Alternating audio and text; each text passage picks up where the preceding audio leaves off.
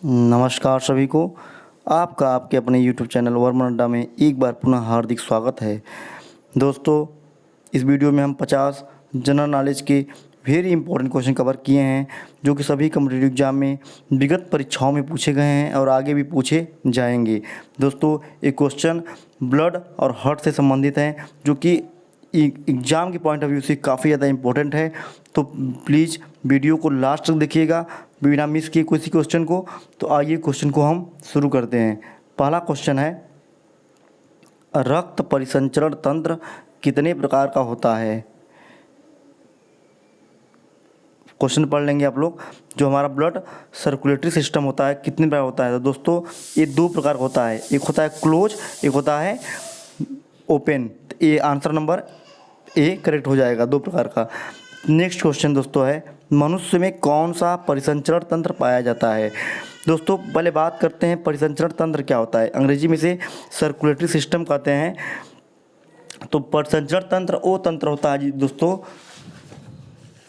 जिसमें हृदय और रक्त वाहिकाएँ, रक्त वाहिकाएँ का मतलब धमनी, शिरा, जो नसें होती हैं जो पूरे शरीर में रक्त को प्रवाहित करती हैं। यह प्रणाली सेल को, हमारे जो ऊतक हैं, उसको पर्याप्त ऑक्सीजन और पोषक तत्व प्रदान करती हैं। तो दोस्तों, आप समझ गए होंगे कि रक्त परिसंचरण तंत्र का काम क्या होता है। ठीक है, तो ये मनुष्य में बंद परिसंचरण तंत्र होता है। अब बंद में क्या होता है, बंद परिसंचरण तंत्र में धमनी जो नसें होती हैं वो एक प्रकार से ब्लड को रक्त के माध्यम से पहुंचाती हैं ऑक्सीजन को और पोषक तत्व को। देखिए, बंद परिसंचरण तंत्र जो होता है उन्हीं जीवों में पाया जाता है जिन जीवों में रीढ़ की हड्डी होती है। सिंपल भाषा में समझेंगे, रीढ़ की हड्डी जिन जीवों में होती है उनमें पाया जाता है क्लोज, और जिनमें रीढ़ की हड्डी नहीं पाई जाती है दोस्तों उनमें पाया जाता है खुला परिसंचरण तंत्र। ठीक है, खुले परिसंचरण तंत्र में रक्त को बहाने के लिए वाहिकाओं जो नसें, धमनी, शिरा, इसकी आवश्यकता नहीं होती है। यह शरीर की गुहाओं के माध्यम से स्वतंत्र रूप से बहता है। ठीक है, तो हम लोग समझ गए होंगे कि बंद और खुले में क्या अंतर है। ठीक है, अगला क्वेश्चन देखते हैं, खुला रक्त परिसंचरण तंत्र किस में पाया जाता है। तभी हमने आपको बताया कि जिन जीवों में रीढ़ की हड्डी मतलब कशेरुकी नहीं होते हैं। देखिए, कीट में, तितली में, कॉकरोच में, इन तीनों में क्या है, रीढ़ की हड्डी नहीं पाए जाते हैं। तो इन तीनों में खुला रक्त परिसंचरण तंत्र पाया जाता है। अगला क्वेश्चन है, रक्त बनावट में किस तरह का होता है। तो दोस्तों, जो ब्लड होता है हमारा गाढ़ा भी होता है, चिपचिपा भी होता है और लाल भी होता है। तो ये उपयुक्त सभी इसका करेक्ट आंसर हो जाएगा। अगला क्वेश्चन देखते हैं, मानव हृदय का औसत भार कितना होता है। तो मानव हृदय का औसत भार लगभग 300 ग्राम के आसपास होता है, 300। ठीक है, अगला क्वेश्चन है, निम्न में से कौन सा अवयव रक्त में नहीं पाया जाता। काफ़ी इंपॉर्टेंट क्वेश्चन दोस्तों है। तो रक्त के एक प्रकार से 4 भाग होते हैं। ठीक है, आरबीसी, डब्ल्यूबीसी, प्लाज्मा। ठीक है, ये रक्त के भाग हैं। अब प्लासेंटा जो है रक्त के भाग नहीं है।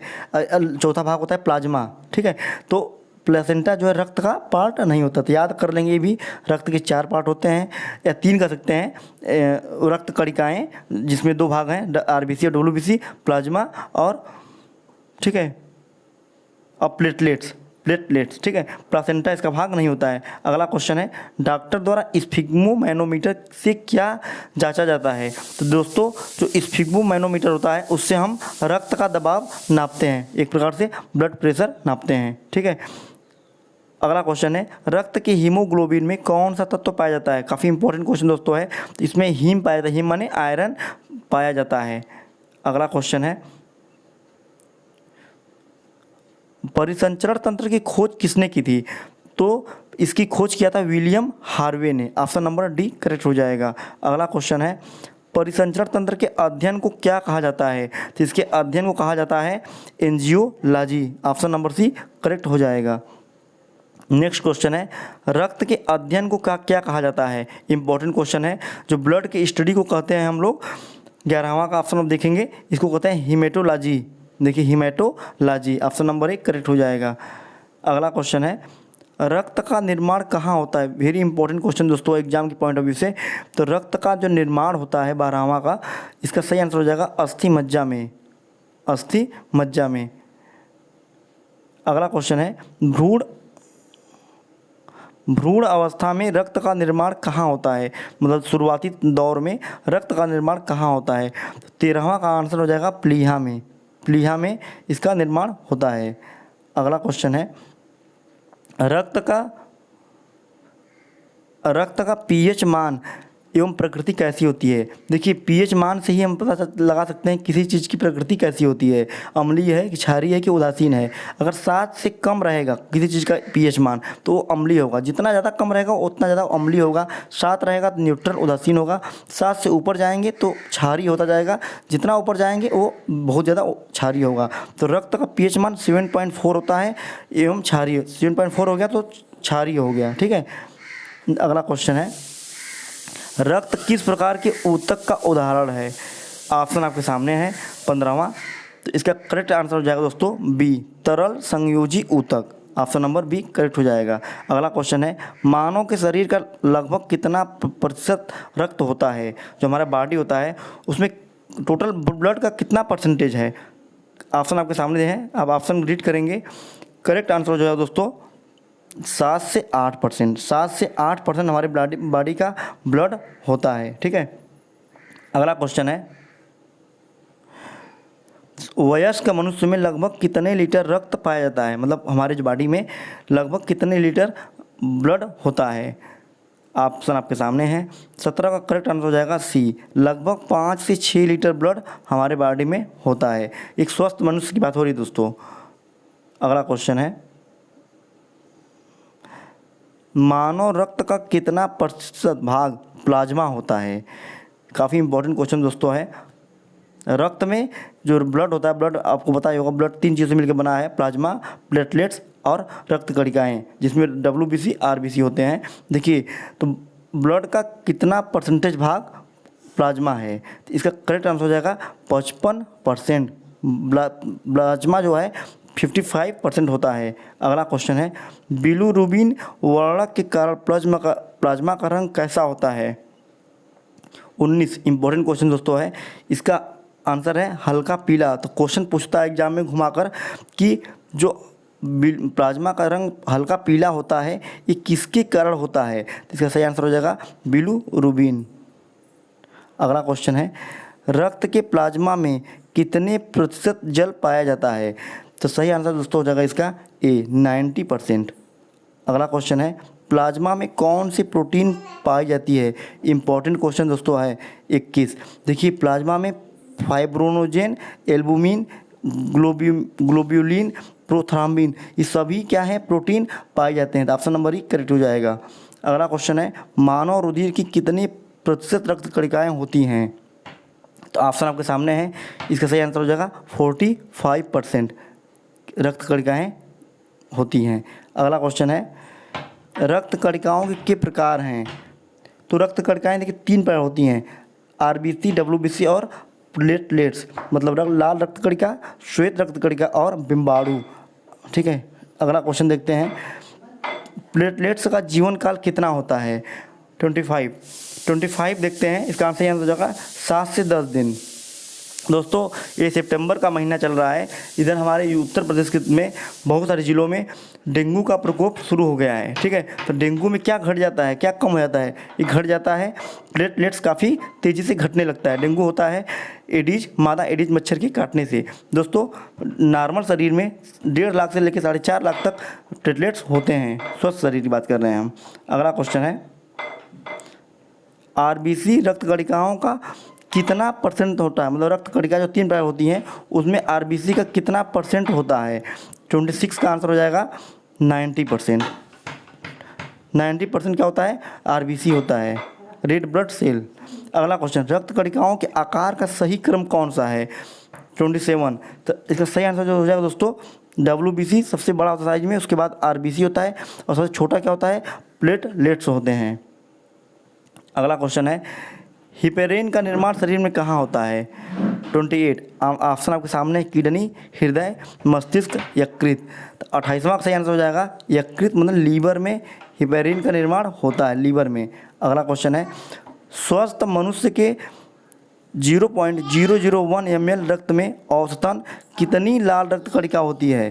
तो 19 का आंसर हो जाएगा 29 का सी, 5 से लेके 6 मिलियन तक। अगला क्वेश्चन है, स्वस्थ मनुष्य के 0.001 ml में रक्त में औसतन कितनी WBC मतलब वाइट ब्लड सेल श्वेत रक्त कणिका होती है? तो तीसरा का आंसर सही हो जाएगा, 4 से लेके 11,000 के बीच में WBC होता है।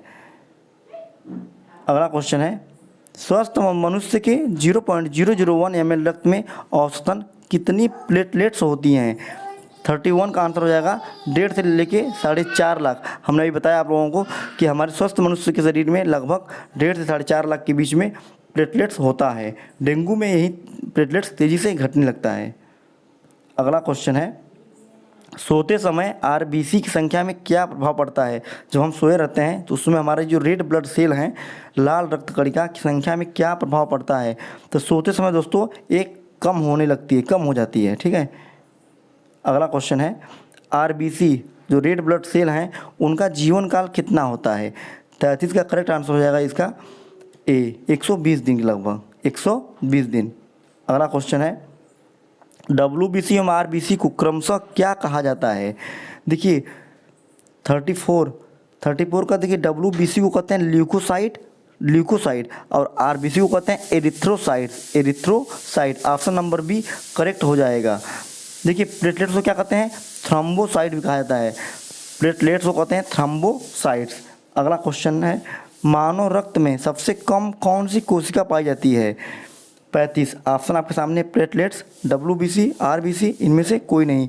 तो मानव रक्त में सबसे कम पाया जाता है WBC, सबसे ज़्यादा RBC, उसके बाद प्लेटलेट्स, फिर WBC, सबसे कम WBC। अगला क्वेश्चन है, निम्न में से RBC, WBC और प्लेटलेट्स का क्रमशः सही अनुपात क्या है? मतलब किस अनुपात में हमारे बॉडी में पाए जाते हैं? 36 का सही आंसर हो जाएगा दोस्तों 600 संबंधे 1 संबंधे 40। ठीक है।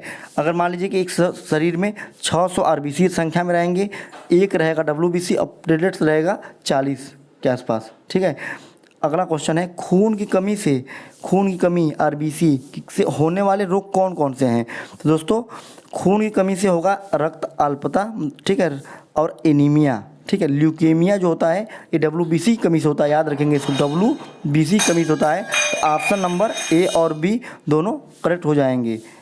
अगला क्वेश्चन है, RBC की वृद्धि से होने वाला रोग कौन सा है? इंपॉर्टेंट क्वेश्चन दोस्तों है, वेरी इंपॉर्टेंट क्वेश्चन है 38। देखिएगा 38 का करेक्ट आंसर हो जाएगा पॉलीसीथीमिया। RBC की जब वृद्धि अत्यधिक होने लगती है तो ये रोग होता है। अगला क्वेश्चन है, ल्यूकोपीनिया रोग होने का क्या कारण है? ठीक है। तो इसमें होता है WBC की कमी से होता है ल्यूकोपीनिया, याद रखेंगे। और WBC की अधिकता से होता है, आगे क्वेश्चन देखेंगे। अगला क्वेश्चन है, RBC का रंग लाल किस कारण से होता है? इंपॉर्टेंट क्वेश्चन काफ़ी है। एक प्रकार से जो हमारे ब्लड का जो रंग लाल होता है किस कारण से होता है? तो ये होता है हीमोग्लोबिन के कारण। क्वेश्चन पहले हमने बताया था, हीमोग्लोबिन जो होता है आयरन इसमें पाया जाता है, फेरस। ठीक है। और लोहे का रंग जानते हैं दोस्तों लाल होता है। ठीक है। अगला क्वेश्चन है, रक्त के शुद्धिकरण की प्रक्रिया को क्या कहा जाता है?